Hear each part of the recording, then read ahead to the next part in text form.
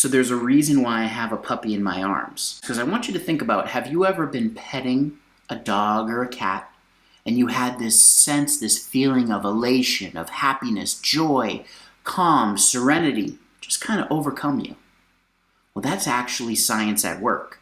You see, it's oxytocin, which is a hormone that's deployed in your body. It's also known as the love drug. Oxytocin is deployed if someone reads, watches, or listens to a story and relates to it. Whether it brings them back to childhood or to a certain place or memory, oxytocin is released. The love drug is released. So if we can elicit a love drug, if we can make our customers fall in love with our product, our people, our business, our brand, then we've got to share that story. Stay tuned and I'm going to show you how.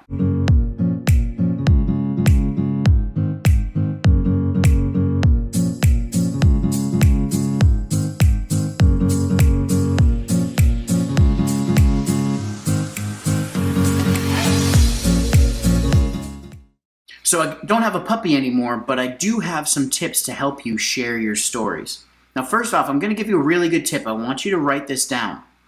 If you have a story, sometimes telling the story verbally is much easier than us writing. And for some of you, you may be really good writers. Like you could write a novel or a screenplay really quick.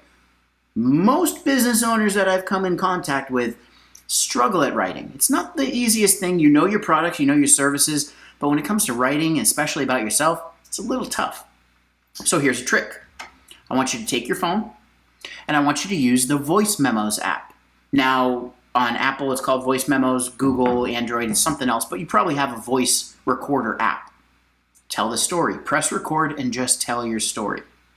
Now, what you're going to do, and actually in the description of this YouTube video, you're going to see a few different services you can use to transcribe that voice memo. So you record it, might be 2 minutes, 3 minutes, 10 minutes, and then you can use an online service. They cost money, but you can upload that voice memo and it will transcribe, meaning it will write out exactly what you said. You just skipped hours of having to sit there and write. Now you have to edit, you have to proofread, you have to make sure the spelling's correct because most likely you're using a computer to transcribe, but now you have your story written down. Once you have your story written down, here are some different ways that you can use it. One, blog post. So not only do you want to create a blog post on your website, maybe you want to post on LinkedIn Pulse, which is LinkedIn's blog function. Maybe you want to use medium.com, create an account and post up there.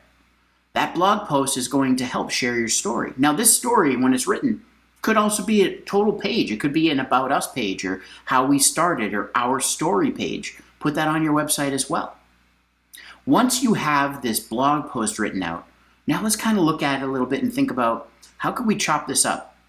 Are there different aspects of our story that we could share as social posts? Is there something funny in the story? Is there kind of like a plot twist? Is there a character? Is there some learning or key takeaway that you had that you could share? So I want you to go through your story and now try to figure out if you can find 2, 3, 5 different social posts. All those social posts can link back to your story. Now, that story might be about how you started the business. It might be about a specific product. In that case, if you're telling a story about a specific product or service that you offer, then that story can go on the product page or the service page. It can also be turned into a blog post that links to that product or service page. It can also be turned into social media posts, all which link back to that product page. So we're driving traffic back to that specific, that hero of our story, right? The product or service. The other thing you can do with your story, if you feel so brave, get in front of the camera.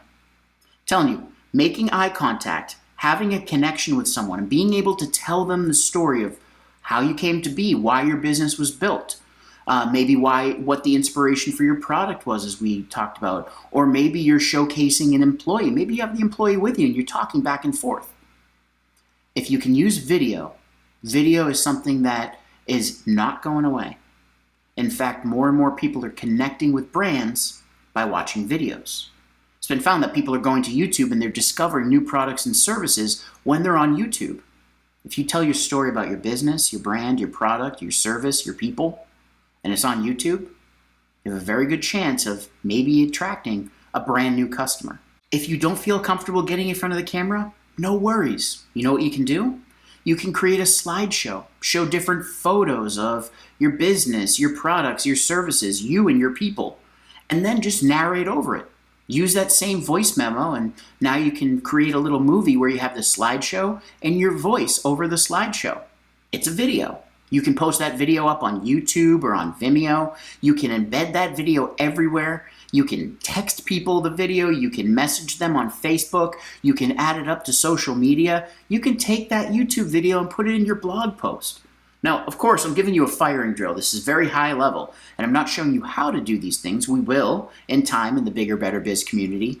But for now, just know that one story can create a whole host of content that helps people really get to know you better, like you, and ultimately trust you enough to buy your product or service.